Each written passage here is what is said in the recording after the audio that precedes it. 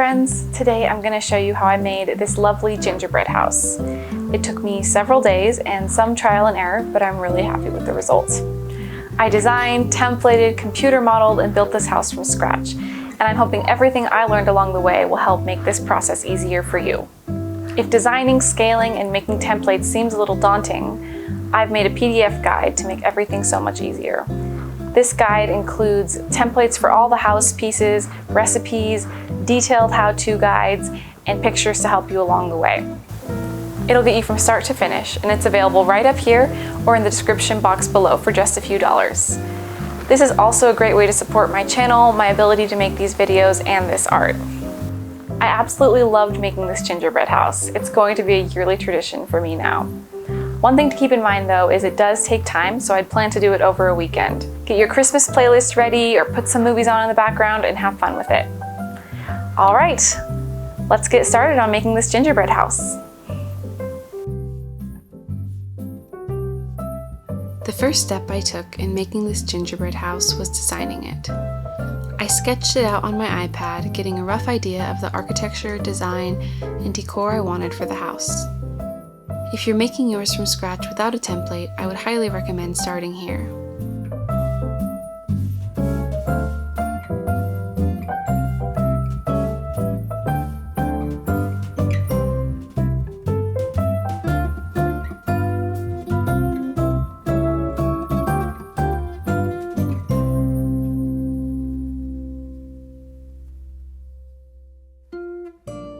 Next, I dialed in my sketch by making a 3D model on my computer. I used the software SketchUp to create a model that was to scale. SketchUp is a super easy tool to learn, and there is a free version available online if you want to design your own house.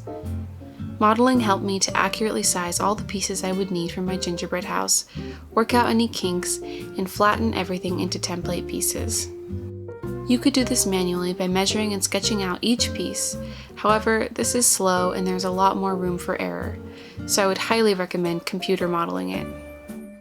Once I had my template put together, I printed it and started cutting out each piece. I made sure to label everything so I wouldn't get confused once all the pieces were cut up in a pile. Plus, I had my model to reference back to if I got confused. My linked PDF will keep you super organized throughout this part of the process and has reference guides so you don't get confused with your pieces later on.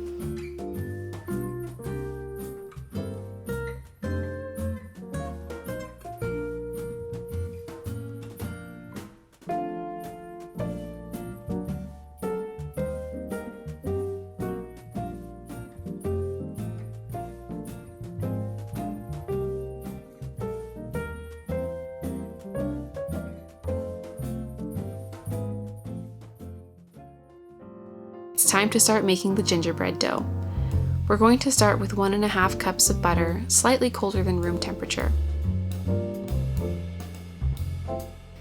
Then go ahead and mix in 1.5 cups of dark brown sugar and beat it until it's well combined and a little fluffy.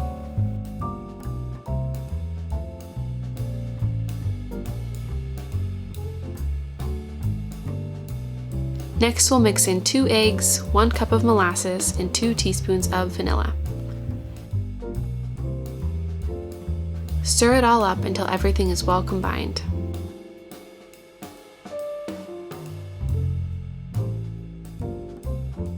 One of the best things about a gingerbread house is the amazing aroma. Gather up your spices, ginger, clove, cinnamon, cardamom, nutmeg, and mix them into the batter.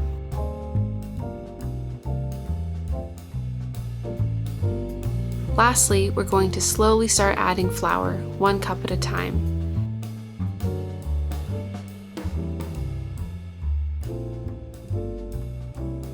Make sure to mix by hand until well incorporated.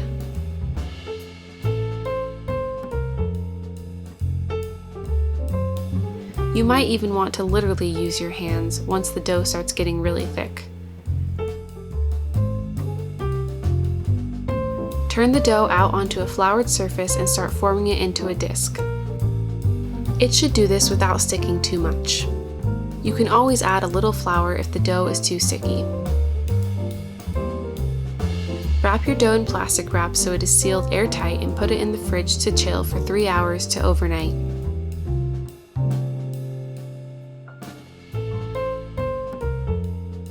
While our dough is chilling, let's make the royal icing. You'll need 4 cups of powdered sugar sifted through a fine mesh strainer. Set this aside and separate 3 egg whites into a bowl. Make sure your eggs are at room temperature, otherwise your icing will not form firm peaks.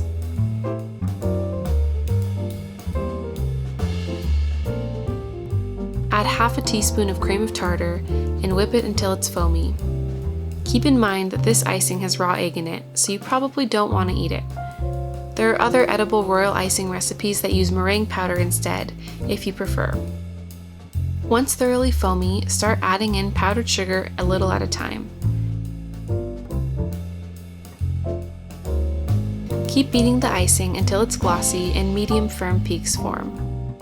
The icing should kind of stand up and flop over when you lift the beaters out. Scoop all your royal icing into a piping bag with a rubber spatula.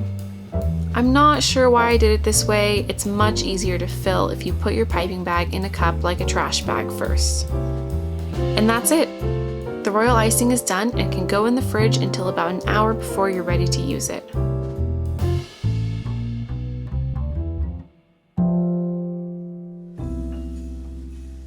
Let's start rolling out our dough.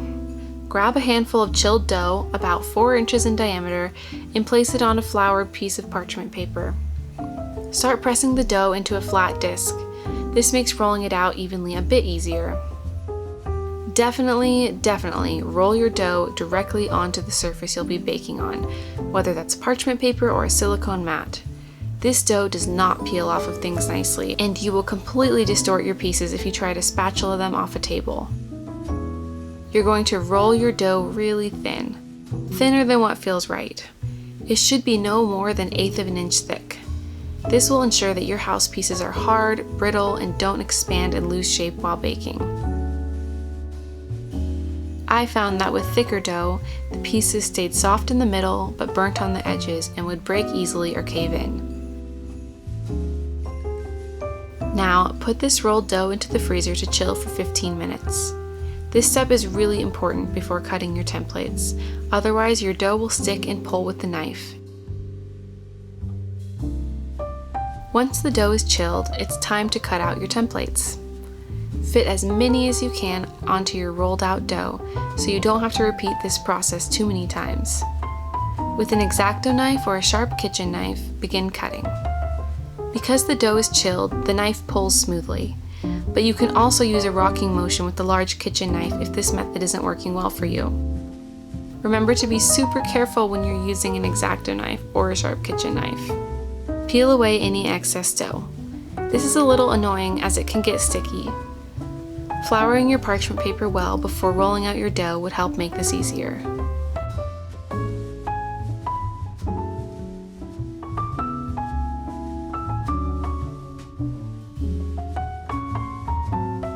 After that, your dough is ready to bake. Put it in the oven for 4 to 9 minutes on 350. Keep a close eye on your first piece to see how much time it needs. You'll want to overbake the pieces so that the edges slightly burn.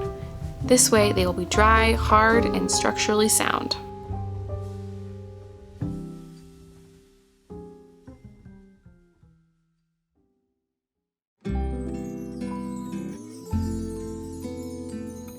Now that all the pieces are baked, the really fun part begins: decorating. I'm going to start by putting my windows onto the backs of my flat pieces. I'm using these gelatin sheets by Perfecta Gel because they have this beautiful diamond pane design that looks just like cottage windows. I was able to find this at a local baking store, but it's not readily available in the US at any major stores that I've seen. You can order it online, however, from Amazon or Walmart. Contrary to what you might think, the easiest way to decorate a gingerbread house is when the pieces are flat. You have so much more control over your piping, and you don't have to struggle and get hand cramps from trying to pipe on a 3D structure. My decorating would be super wobbly and messy if I were trying to do this vertically. Basically, after it dries, royal icing becomes rock hard. You'll have to be careful not to scrape or bump these thin, delicate pieces too much while assembling, but for the most part, your royal icing won't budge. Remember that you'll want your icing to be at room temperature when you use it, otherwise it's not going to come out smoothly. Right now, I'm using Wilton decorating tips number 1 and 2 for my fine detail on these wall pieces. I also have a coupler attached to the piping bag, which allows me to change the tips without taking all the frosting out of the bag or having multiple bags. Definitely get these, they make life so much easier. Doing the royal icing was probably my favorite part of the gingerbread process. I didn't really have a clear idea of what designs I would try to do before starting. I just kind of went with whatever came to me in the moment. It definitely ended up being a reflection of who I am, with the henna or mehndi style. I'm half Pakistani and grew up around this type of art, so I'm not surprised that's what I gravitated towards. That's the fun of just going with it and seeing what comes up. If piping complicated designs seems a little tough, dots and straight lines go a long way in adding charm to a gingerbread. You can always practice on parchment paper beforehand as well.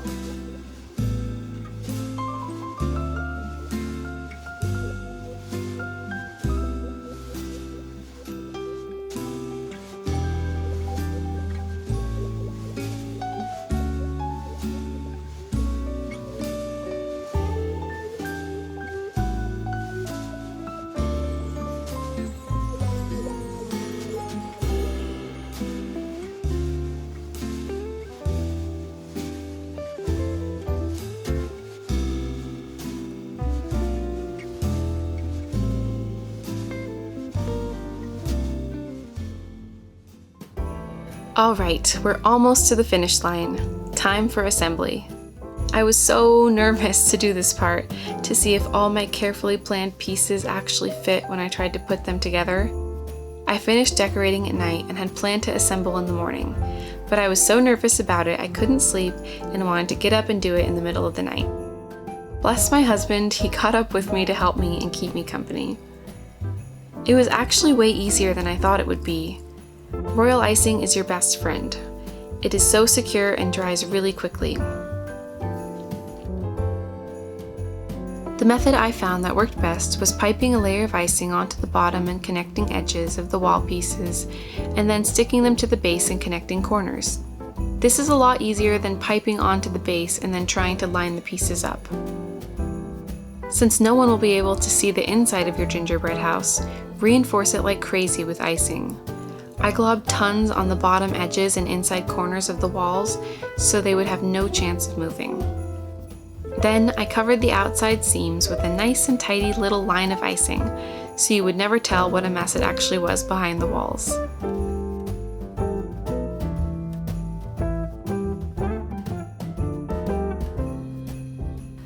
Slowly frost together the whole house, using cans or jars as needed to prop up pieces. It's so satisfying to see it all come together, and to see that my roof actually fits.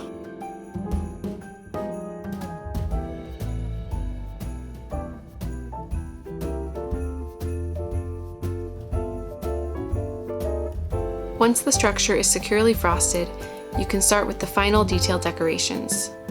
Since we've been building with cookies, there's never going to be super clean connection points between pieces.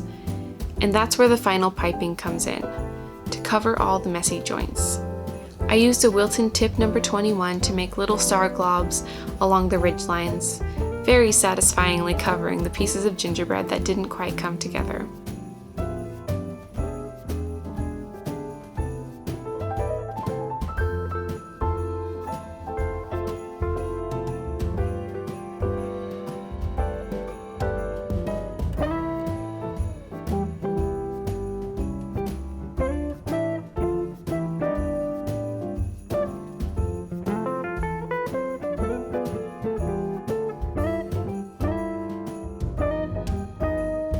Have fun with this final decorating. It gives your house a really clean finish and adds that perfect Christmassy charm.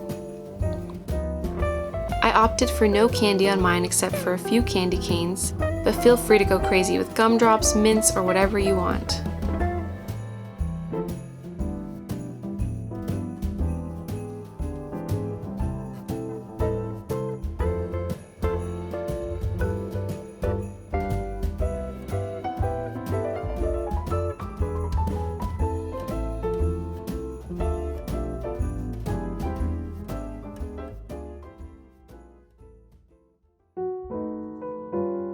And here's the final product. After many, many hours of work, it's finished, and I couldn't be happier with it.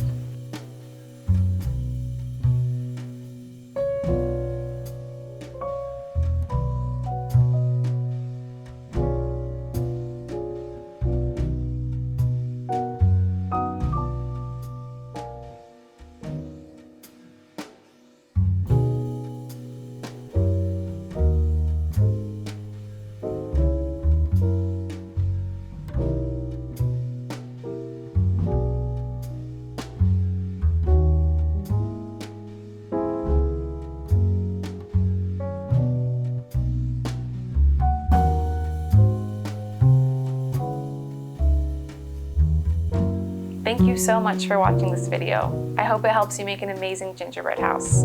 If you enjoyed this video, give it a like or share it with friends and family. Also, if you take a crack at making a gingerbread house, let me know how it goes in the comments below. Take care and have a happy holiday season.